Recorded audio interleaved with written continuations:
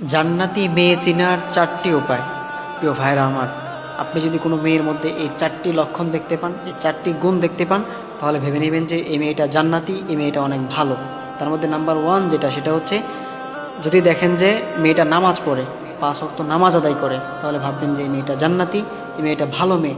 কারণ আল্লাহ তাআলা কোরআনে বলে দিয়েছেন, ইন্নাস সালাতা তানহা আনিল ফাহশাই ওয়াল মুনকার, নিশ্চয়ই নামাজ মানুষকে অশ্লীল কাজ থেকে বিরত রাখে। যে মেয়েটা 5 ওয়াক্ত নামাজ আদায় করে সে কখনো খারাপ হতে পারে না। যে মেয়েটা 5 ওয়াক্ত নামাজ আদায় করে সে কখনো বেপরোয়াভাবে চলতে পারে না। যে মেয়েটা 5 ওয়াক্ত নামাজ আদায় করে সে কখনো গুনার কাজে লিপ্ত হতে পারে না। যে মেয়েটা 5 ওয়াক্ত নামাজ আদায় করে সে কখনো অন্যকে গোপনে ঠকাতে পারে না। যে মেয়েটা 5 ওয়াক্ত নামাজ আদায় করবে সে সত্যিকার অর্থেই ভালো, সে আসলে অনেক ভালো একটা মেয়ে।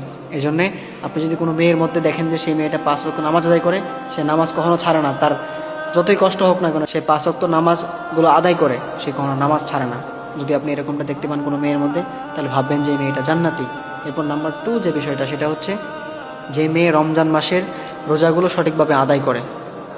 যদি কোনো মেয়ে রমজান মাসের রোজাগুলো সঠিকভাবে আদায় করে, সে রোজাগুলো ছাড়ে না, যদি আপনি এরকমটা দেখতে পান, তাহলে ভাববেন যে এই মেয়েটা জান্নাতি।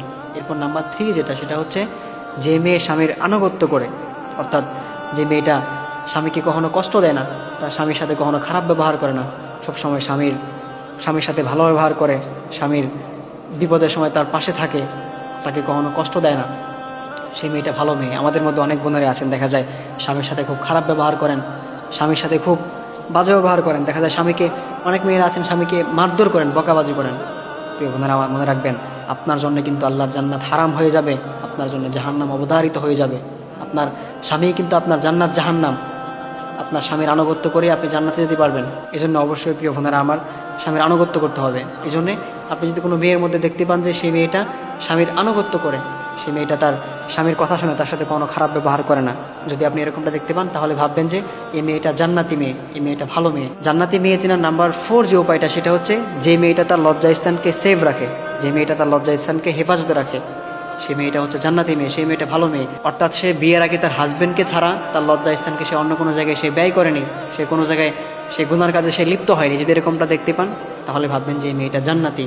প্রিয় ভাইয়েরা আমার, কোনো মেয়ের মধ্যে আপনি যদি এই 4টি লক্ষণ দেখতে পান, এই 4টি গুণ দেখতে পান, তাহলে ভাববেন যে এই মেয়েটা জান্নাতি। আমি আবার বলেছি, নাম্বার 1 হচ্ছে যে মেয়েটা 5 ওয়াক্ত নামাজ আদায় করে। এরপর নাম্বার 2 হচ্ছে যে মেয়েটা রমজান মাসের রোজাগুলো সে ঠিকভাবে আদায় করে। এরপর নাম্বার 3 যে বিষয়টা, সেটা হচ্ছে যে মেয়ে স্বামীর আনুগত্য করে। এরপর নাম্বার 4 যে বিষয়টা, সেটা হচ্ছে যে মেয়েটা তার লজ্জাস্থানকে সেভ রাখে। এই 4টি গুণ, এই 4টি বিষয় যদি আপনি কোনো মেয়ের মধ্যে দেখতে পান, তাহলে ভাববেন যে এই মেয়েটা ভালো, এই মেয়েটা জান্নাতি মেয়ে।